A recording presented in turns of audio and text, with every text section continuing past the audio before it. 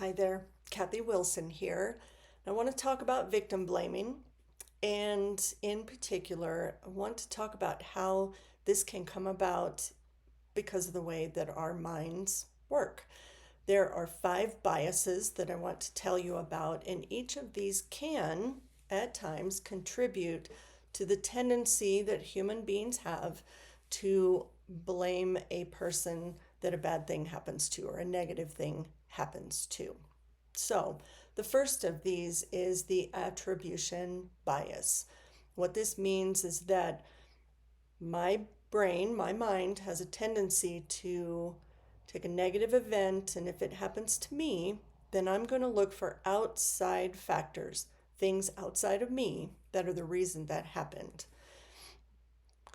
On the other side of that is if it happens to someone else, my brain's first tendency is to look for reasons that it happened to that person because that also means it would not happen to me.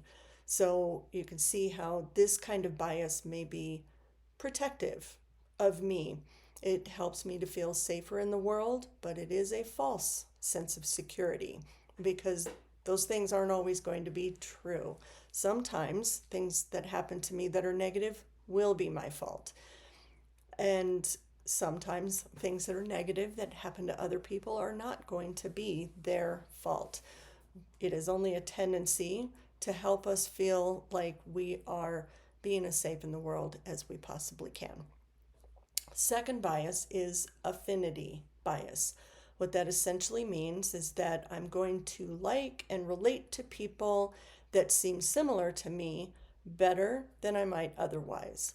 So, if I hear about a scam has happened to a person, the more that person seems different than me in any way, the more I can separate myself from them and not and blame them as opposed to feeling like, oh, that could happen to me, right? So and I should say, all of these biases I'm talking about intertwine. They work together in ways that unfortunately leave us with this false sense of security, with this idea that this kind of crime might happen to other people, but it won't ever happen to me. And so this affinity bias contributes to that, especially if the person it happened to is very different from me.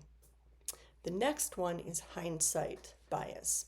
So if I hear about a scam that has happened to someone, especially if I already know that what happened was a scam or fraud, that is going to give me a tendency to feel like I would have seen what that was at the time.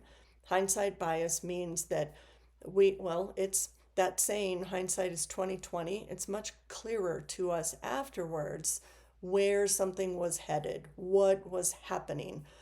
But in the moment, that is not always as clear, especially given the fact that scammers will intensify emotions for people, and that gives them an advantage over that person.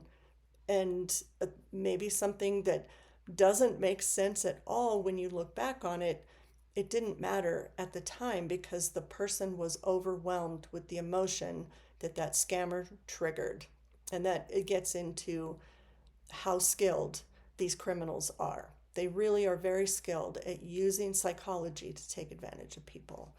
So keep in mind that we can always see things clearer once they've happened already, and we already know that that was a scam.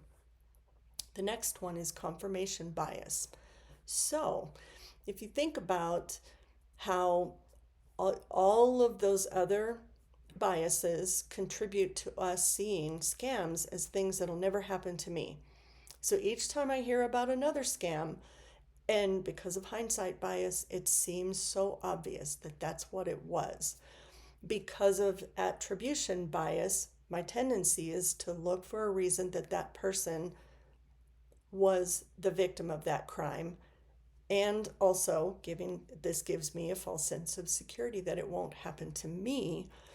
Each time this happens, it strengthens this confirmation bias, right? So, confirmation bias essentially means that we pay more attention to, we believe quicker something that confirms an experience that we had in the past. The next one is the just world bias. People have a tendency to believe, and again, keep in mind these are tendencies. Not everyone does this, but there's a tendency to look at the world as just, that good things happen to good people, bad things happen to bad people. So if I'm a good person, a bad thing can't happen to me. So that would never happen to me. I would never fall for that scam. Those kind of thoughts go through our mind.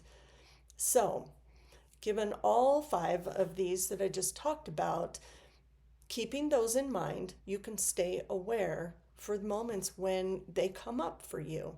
And this will help you avoid victim blaming with someone that a crime has happened to, something bad has happened to them.